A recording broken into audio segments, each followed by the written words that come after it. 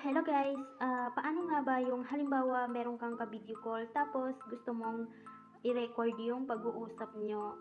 So halimbawa gaya nung sa mga magjowa or mag-asawa or kahit sa family mo lang. So gusto mong i-record yung moment nyo sa pag-video call nyo. Pero so ang problema ay hindi mo naririnig yung pinag-uusapan nyo or yung mga topic nyo. So sa video na ito, ituturo ko sa inyo kung ano yung gagawin natin para marinig natin yung audio ng pag-video call natin.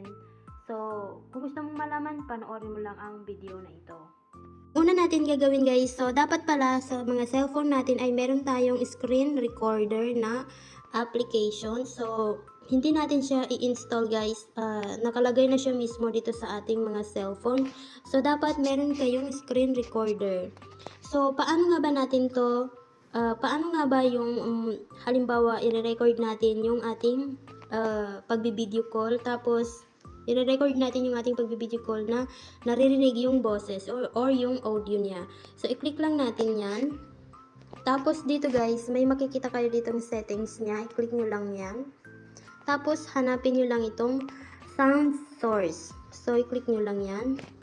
So, as you can see guys, nakamute talaga yan siya. So, malagyan ng audio. So, ilagay nyo siya dito sa mic. So, ayan.